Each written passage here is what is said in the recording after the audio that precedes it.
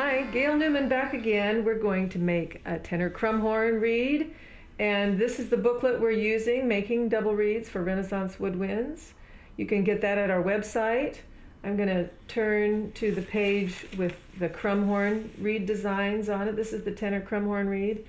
And I'd like to also show you the basic measurements of all the reeds so that you can know kind of what I'm talking about. Here's the piece of reed cane, and I think I've switched over to a piece of contrabassoon cane. You can make a tenor Krummhorn reed out of either a bassoon or contrabassoon.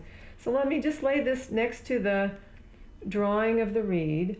The middle line is the tip. These lines here are the first wire on each side, and then there's the second wire and third wire. You have the dimensions of just the blade and the dimensions of the body, dimensions at the end. And here's the size of the tube. And so that's what I'm going to be talking about today. We'll just make some lines. I like to center this right on the plans here. And I've had this soaking for about an hour in warm water. So we're going to make a little mark. That's where the first wire goes. Here's where the second, well, the other wire. They're both the first wire.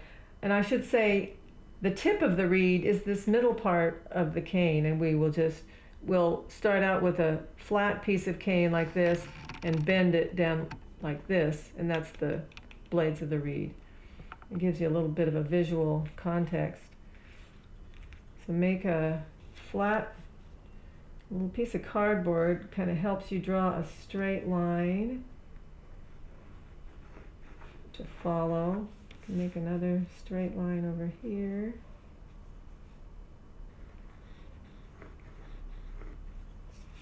So now you've got the first wire lines. Then we can transfer this to the easel, put a rubber band on it. Now the next thing we're going to do is score, and this means to lightly cut through the bark. You're only going to make the tiniest little mark on the cane because the cane's really hard, but you have to push pretty hard. So as you push the blade of the knife down and turn the easel toward you, and you'll just get it's very lightly scored, just a tiny little line. We'll do it again on the other side. Just follow the line, push hard, and roll. You can just, with your thumbnail, just feel it a little bit.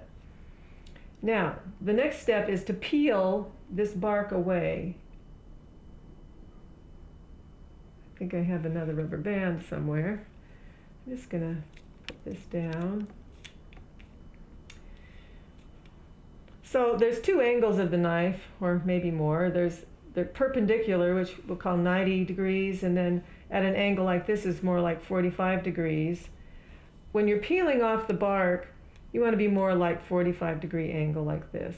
So we're going to take a peel, see if we can get one to go all the way to that score line. The score line prevents the peel from going any farther.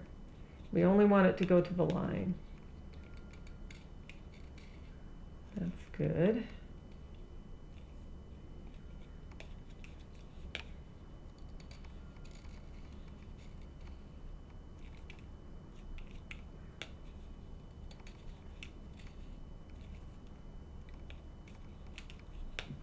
It's nice if you just do half of it at a time. Start in the middle somewhere and go halfway.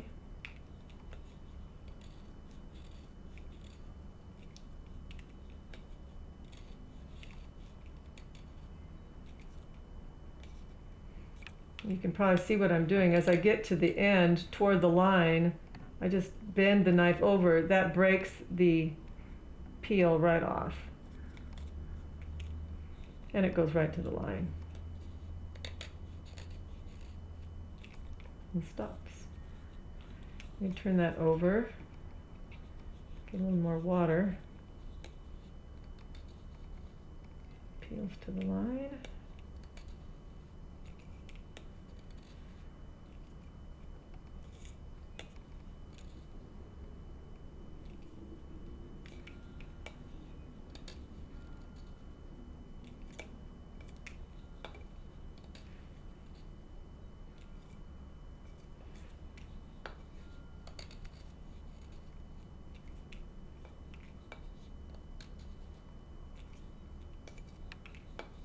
Really only takes a few minutes to get the bark off.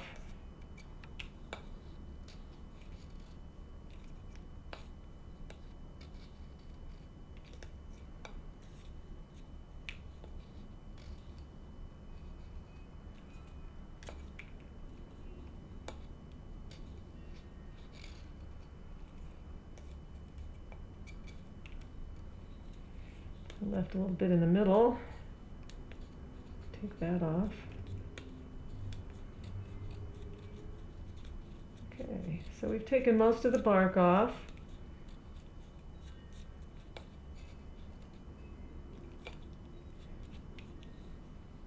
So the next step, the next segment will be how to bend it over.